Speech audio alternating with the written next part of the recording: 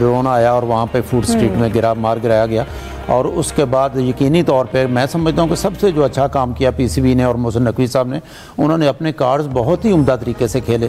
उन्होंने काफ़ी वेट किया इस चीज़ का, और फिर ज़ाहिर है खिलाड़ियों की हिफाजत जो है वो यकीनी तौर पर, जैसा उन्होंने कहा भी है कि हमें बहुत अजीज़ है गैर मुल्की खिलाड़ियों की, अपने खिलाड़ियों की और इवन तमाशाइयों की।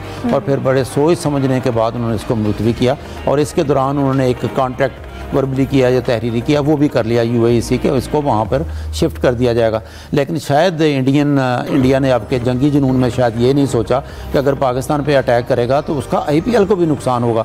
अगर हम सिर्फ जो है वो सरहदी कुशीदगी का जिक्र ना करें, या एयरफोर्स के या उनके अटैक्स का जिक्र ना करें, या 77-78 जो ड्रोन्स पाकिस्तान ने गिराए हैं और उन्होंने यहाँ पर भेजे, उनका भी जिक्र ना करें, प्योरली स्पोर्ट्स का भी जिक्र करें, तो आईपीएल को भी शदीद नुकसान पहुँचा। क्योंकि आपको याद होगा धर्मशाला में मैच जारी था और उनको इतना खौफ तारी हुआ उनको पाकिस्तान के एयर अटैक्स का कि उन्होंने ड्यूरिंग मैच जो है लाइट्स बंद कर दी। शुरू में झूठ बोलते रहे कि लाइट्स में जो है कोई नुक्स पैदा हो गया, कोई फॉल्ट आ गया, जिसकी वजह से मैच रोका गया। बाद में आहिस्ता आहिस्ता लोगों को अंदाज़ा हुआ, स्टेडियम खाली भी करा लिया गया। फिर वहाँ जितने प्लेयर थे, ज़ाहिर एयर फ्लाइट्स तो बंद थी, उनको बाई रोड दूसरे शहरों में पहुँचाया गया जहाँ से वो घरों को रवाना हुआ। तो आईपीएल को भी शदीद नुकसान पहुँचा। पीएसएल के हवाले से जैसा मैं जिक्र कर रहा था कि इतनी उम्दगी से कार्ड खेले कि उन्होंने अगर कोशिश की भी जो ज़राए के मुताबिक था कि यूएई में वो भी हमारे राब्ते हैं, खसूसन ऑस्ट्रेलिया और न्यूजीलैंड के जो प्लेयर्स, ऑस्ट्रेलिया के गालबन कोई 15 के करीब प्लेयर थे वहाँ पे, 2 उनके थे कमेंटेटर भी थे, तो उनका आपस में राब्ता था जिनका जिक्र किया जा रहा था कि यहाँ पे एक खौफ की फ़ज़ा है। ज़ाहिर है एक पूर्व फ़ज़ा मुकाम ही ऐसा बना दिया गया, एक माहौल ऐसा इंडिया ने बना दिया गया कि दोनों इवेंट जो है मुलतवी करने पड़े।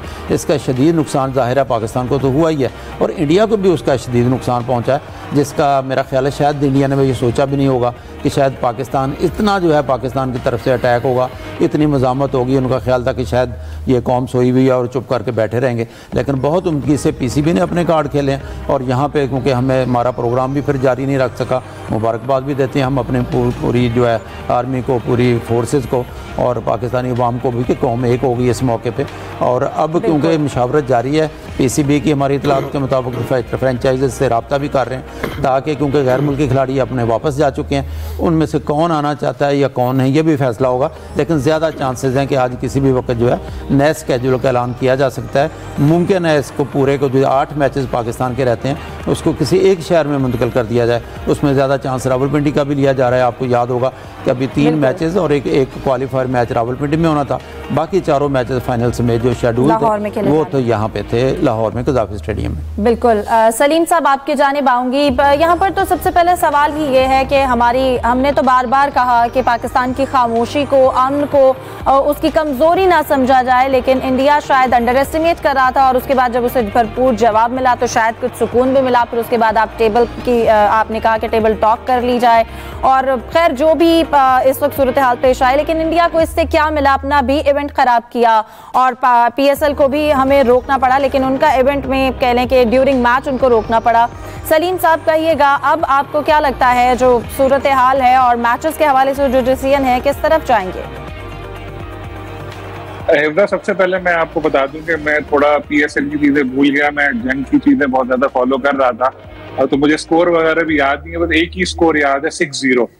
तो अगर कोई गलती वलती हो तो माफ कीजिएगा, जो 6 जहाज हमने गिराए उनके, और 6-0 तो यही इस वक्त मुझे याद है। क्योंकि आपने बचपन से सुना होगा जो कोई दूसरे के लिए घड़ा कूदता है वो खुद उसमें जा गिरता है।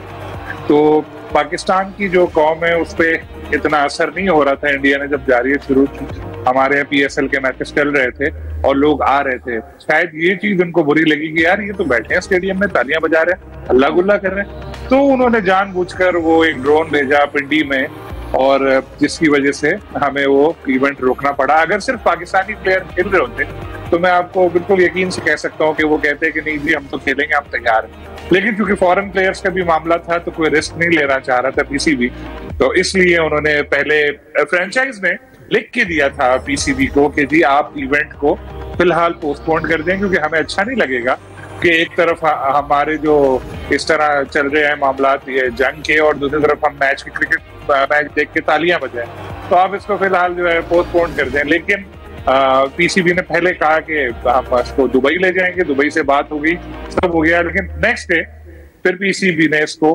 कैंसिल किया।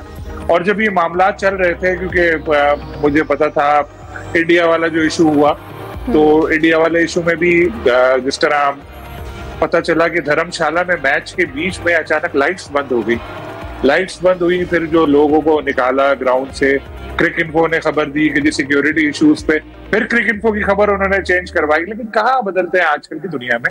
वो वीडियो आ गई, वो चेयर लीडर की वीडियो आपने भी देखी होगी, किस तरह वो भाग रही थी और अपना साथ बोल रही थी। यार इंडिया ने तो ड्रोन भेजा, पाकिस्तान को कुछ करने की जरूरत ही नहीं पड़ी। पाकिस्तान का नाम ही काफी था कि उन्होंने इतनी बड़ी अपनी लीग, जिसमें 125 करोड़ रुपए का उनको पर मैच लॉस हो रहा था, जो अभी ये रोकने की वजह से उनको करना पड़ा, उसको हुआ।